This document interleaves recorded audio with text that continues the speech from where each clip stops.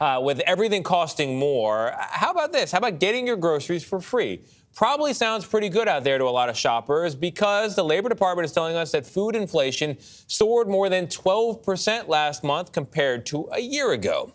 So in answer to that, this morning, we're going to introduce you to a woman who is inspiring millions to learn how to eat for free. How? By foraging for food in the wild. Yeah, it's a growing trend, and Jamie Yuka's got a first-hand look at how to find food and how to cook that food with the help of this James Beard Award winner and TikTok star. There she is. Yum. In the woods near her home in Columbus, Ohio, Alexis Nicole Nelson Just gonna take a couple of these. is foraging for edible plants. Violet leaves. She's also feeding her soul.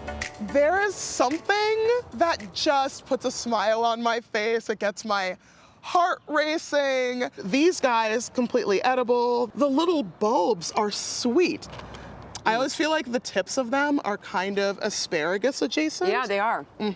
I feel so connected to my surroundings. We have some cut leaf toothwort in here. Nelson invited me to join her for a walk on the wild side. So here you can see that they look very garlic-scapey. Our adventure began in a local park. Boop. Free onions. Free onions for the low, low price of spending time outside. Next stop, I do actually forage here. a cemetery dating back to the 1700s, These belong to the black locust tree. Ah. where some people see weeds or swamps. Nelson sees a supermarket. Oh, so sweet. So sweet. Did you know maple seeds are edible? There's a little bit of nectar in here waiting for you. And you just She's turned her passion into her profession, very torn about whether to candy these or make them savory. What do you think I should do? sharing her adventures and recipes on TikTok with millions. Now they're roasty toasty. Let's try some. I say happy snacking, don't die at the end of most of my videos, mostly in jest, but also like seriously don't die. Because you can. I will love you forever, everyone at home, if you don't die. I don't put it in a bowl.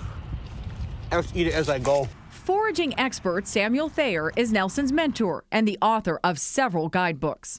If you're a foodie, there's flavors you cannot buy, and it's really fun. I can't imagine why it's taken so long for it to catch on. This is called alligator weed. He's seen interest in foraging surge since the pandemic emptied store shelves and drove people outdoors.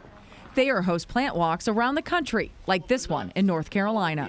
What's it like for you to take a newbie out with you? It doesn't take long for me to really surprise somebody because they might be afraid it's not going to taste good. And then I give them something and they're like, whoa, that is good. Their eyes open wide and their ears perk up and they're following me. They're eager for the next plant. Spicy smart wheat. For Nelson, foraging takes on deeper meaning. It's a way to connect with her father's indigenous ancestry and confront a history of systemic racism in America's national parks, which were segregated until the mid-1940s. To avoid trouble in natural spaces, Nelson says she dresses to appear as approachable as possible. No one's gonna look and be like, ah, yes, the girl in the cotton candy dress. I feel like she means trouble. Have you had the cops called on you before? I've had the cops come up to me before asking what I'm doing after other people were curious about it. I also love an oversized hoodie, but that's not gonna be what you find me out here in, for sure. Because of that fear factor. Because of that fear factor, yeah. Look at all of this chicken of the woods. It's really easy to climb a tree in a dress. That's all I'm gonna say. You don't have to worry about pants splitting when you're climbing a tree in a dress.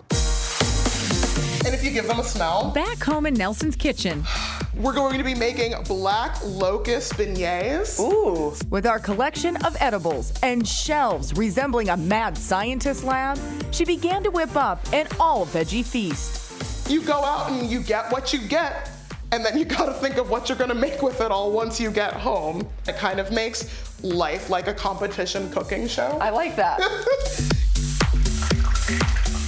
The final touch? A drizzle of pine cone jam. Okay, I'm going in for the pine cone. And while I was skeptical at first, one bite, It's a flavor explosion. That's delicious. Give me more pine cones. Okay, I was sold. Nelson hopes you will be too. I just hope we're raising up a generation of people who, regardless of what they look like or what their background is, everyone feels entitled to the outdoors if that's a place you want to be. For CBS Mornings, I'm Jamie Yukas in Columbus, Ohio. I love this woman. I love her Me as well. too. She is so unapologetically herself. She loves being outdoors. I love her spirit, her passion, her hair. I also would love to know what Gayle thinks of foraging in the wild. I'm going to have to ask We her will have to tomorrow. ask her. She's probably watching. But I do think that what she said was so, the low, low price of just being Yes. outdoors. Yeah. Sometimes we don't do enough of that. Not at all. And I With really sharks, with foraging food. I really don't like the feeling of going out into nature not knowing anything about how I would sustain myself if I were there. You know, you're very alienated from it, and she brings it all back. Yeah. It's beautiful. Really, really wonderful. Nice job, Jamie Yukas.